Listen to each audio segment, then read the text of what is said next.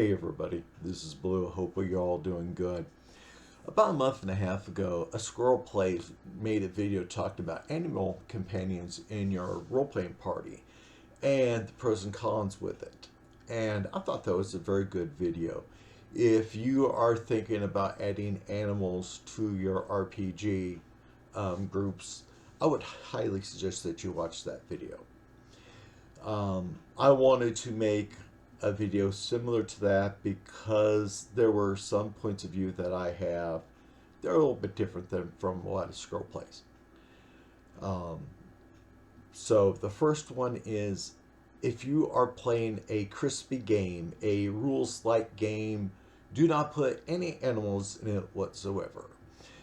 If you have to play a crispy game, you do not have the mentality or the endurance to play with animals consistently into your RPGs. Alright, I play Crunchy. I play Rollmaster. We have lots of papers, lots of charts and all that. And so for me, it's easy to add an animal to a group. I can actually have, as many as I want because we already got the pens and paper out. What's one more spot, right? So, how many animals would you have? Well, you can have as many as you want, really. I mean, you can have it where, a PC has, 3 or 4 pets. But you got to use them right. There are a lot of PCs out there that like to use animals for all the wrong reasons. And yeah, there are some wrong reasons. And so let's kind of go through some of them, and we'll try to make this a lot more fun than some people think it is. Now, with Rollmaster, we had a lot of professions with nature, because you got your actual Beastmaster profession, you got your animists, you got farmers, you could have a warrior with a horse. And, he's bonded with his horse because that's how he goes into combat. And so you don't have just random animals. I should say. You can't just pick up an animal. You got to bond with it. You build a connection with each animal, as you're training, as you are attuning to that animal. It's a two-way street. You invest in the animal, and the animal invests in you. I believe that you need to actual role play taking care of an animal or bonding with it, training with it, if you want the full advantages of having like a familiar. Okay?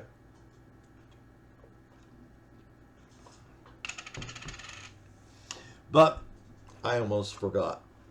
One of the biggest influences on me was one movie, The Beastmaster.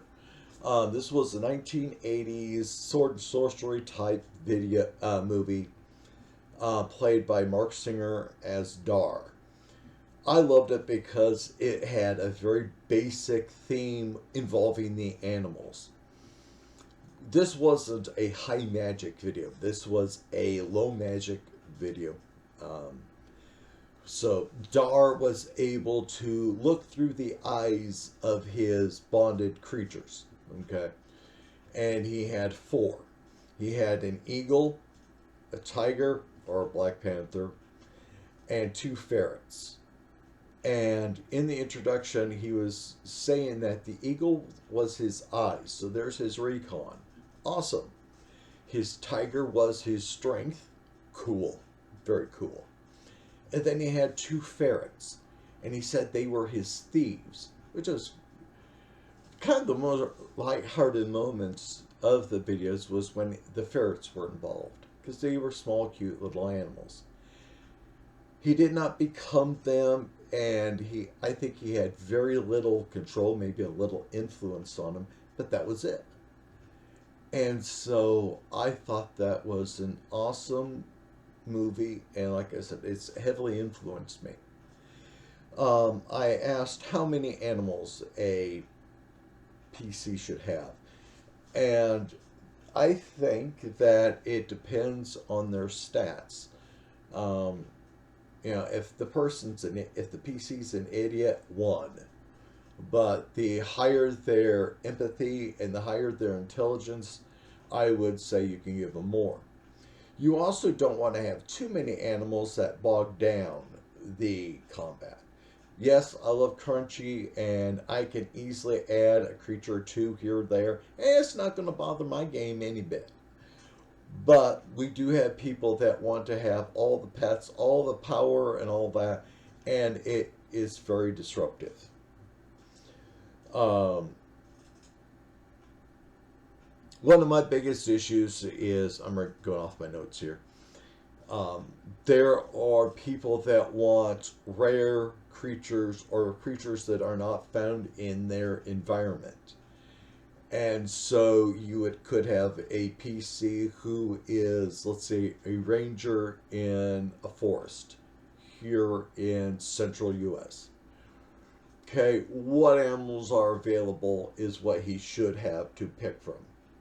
Okay, so we have wolves, so maybe he will have a gray wolf as his bonded animal, and that would be fine.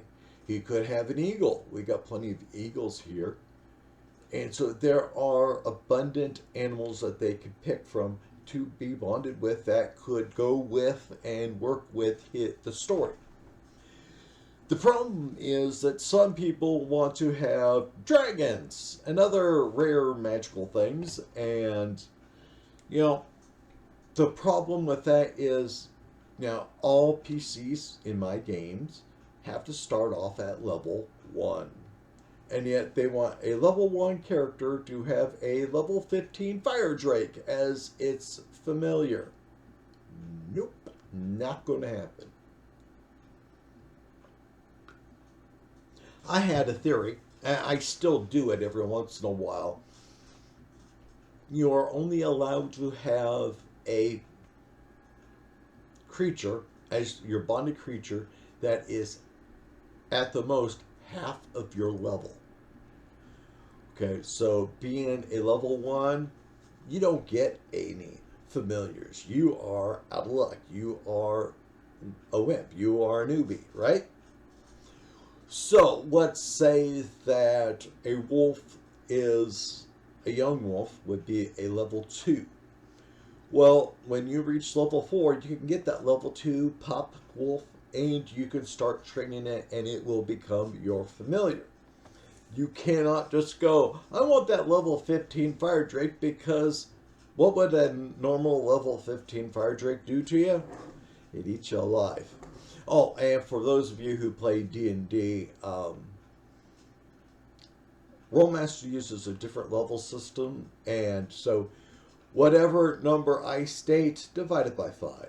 So a level 15 is like a level 3 in D&D roughly. And so they need to, do some major adventuring to encounter a fire drake or any other magical, mystical animal before they could ever claim to have that. And I would also require that the PC has knowledge of that creature. So they have to study it. They have to learn about it. You just can't say, oh, what's that? Well, that's called a whatever. Let's just use the beholder for an example. That's a beholder. Okay, I'm going to bond with it. No! You have to learn about the creature first. There has got to be so many requirements before you can use an animal as a bonded creature.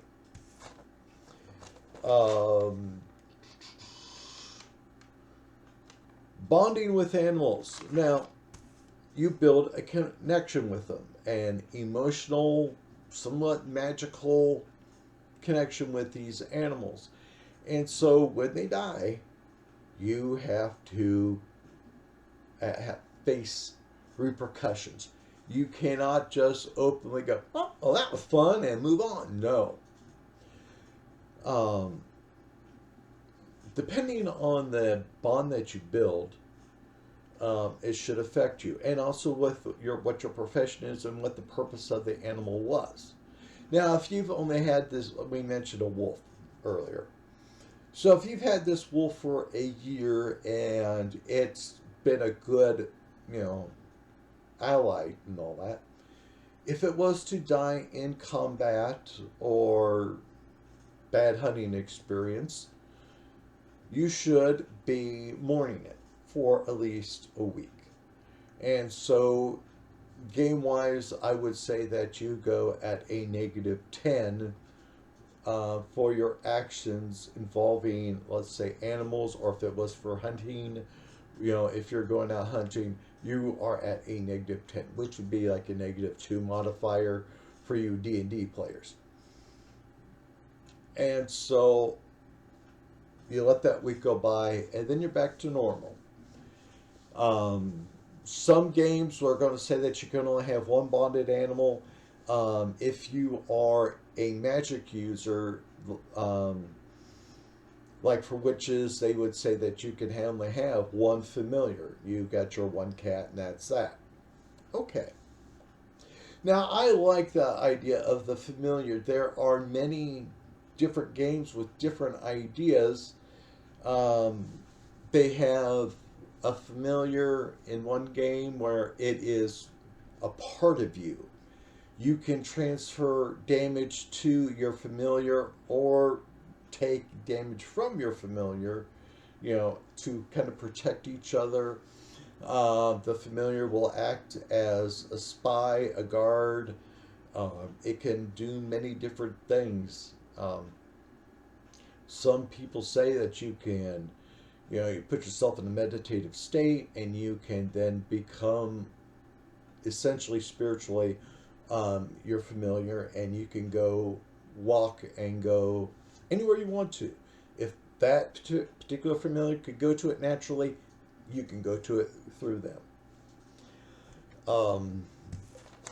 So the animals, I think, can have a very good influence in the game. Death, I was just mentioning that. Death happens at 0 hit points. Now, D&D and so many other games seem to have death saving throws and all that. I don't. Your PC has so many hits, and when they hit 0, they're dead. Maybe you have somebody that has some magic that can keep your spirit bound to your body for so many rounds so that they could do some magical healing and bring you back to life. But that's some heavy magic involved there. Once you hit 0, you're dead. And same thing with animals. They hit 0, they're dead.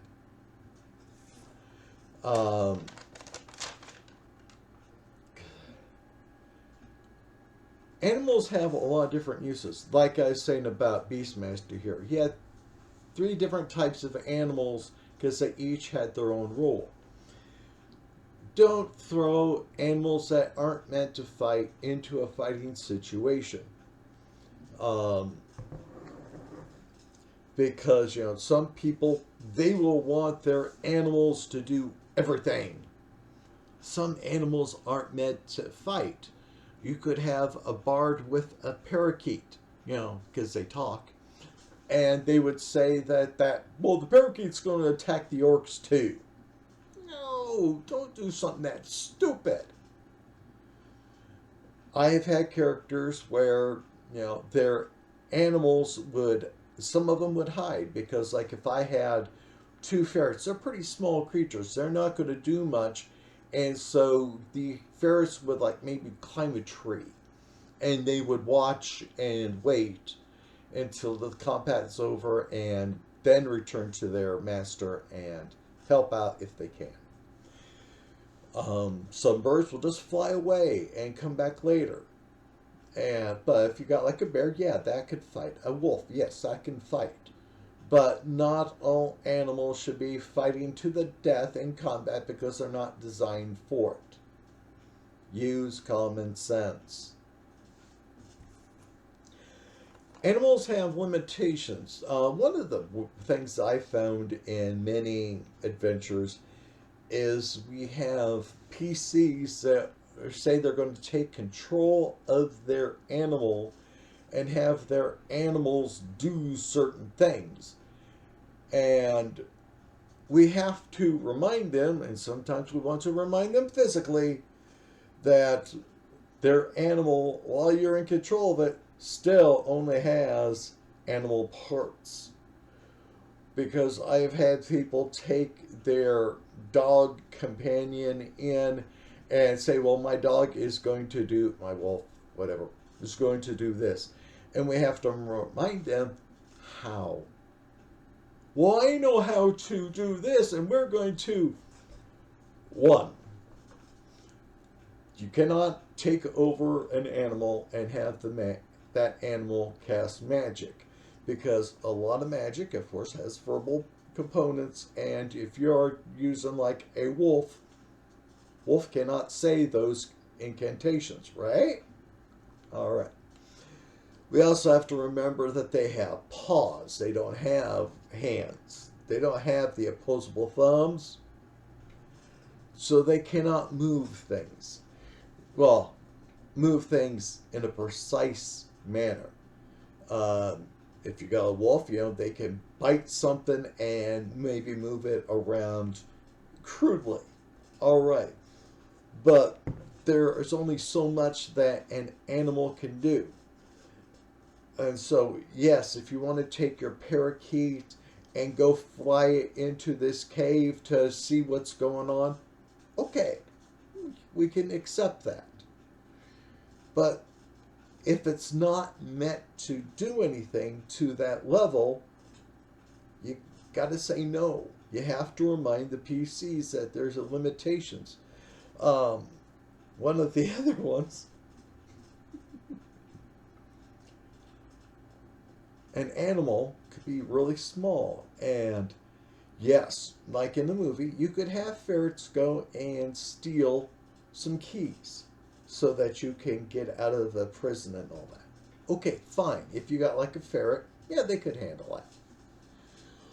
But there's no way that something like a ferret can move something that weighs 50 pounds. The ferret can only move so much.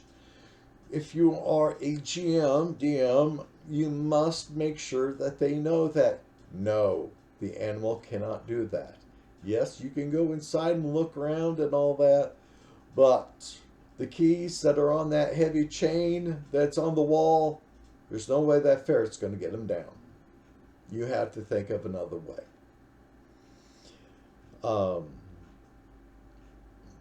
There are magical animals out there, and you should be able to have them still use their magic.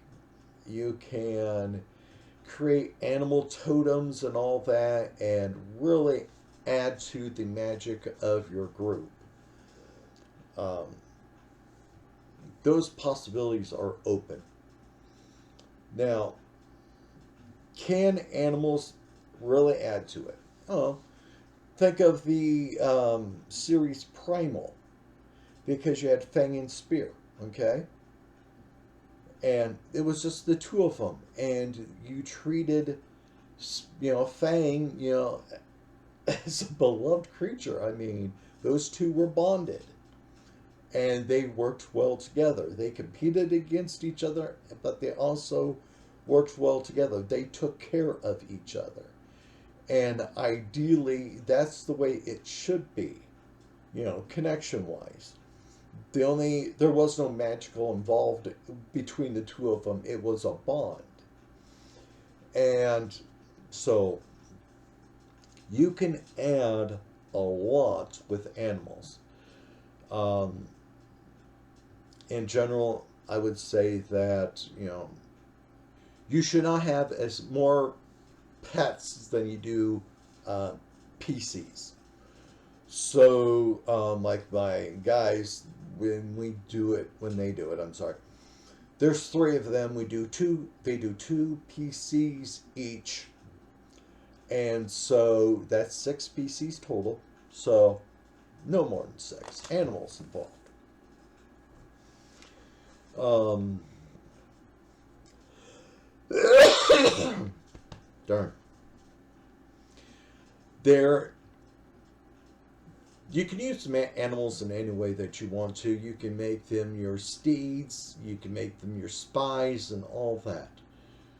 You just got to make sure that you got the right creatures for the environment. Now, your PC can take a creature from his environment and take it into other environments as long as it's not going to kill uh, that animal. Um, and you could probably borrow a creature from a neighboring environment relatively easy. Um, so, I mean, there are a lot of possibilities here.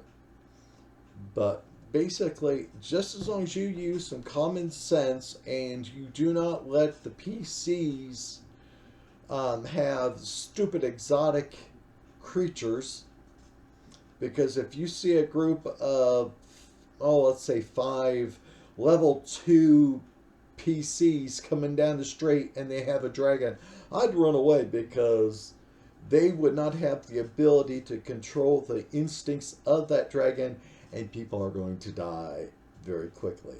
And probably those 5 will be the first ones to die. So I rambled on long enough. I hope you guys enjoyed the video a little bit there. The big drawback is that it can slow down combat, yes, but if you're into crunch games like me, it's really not that big of a deal. So everybody, please take care. Be at peace.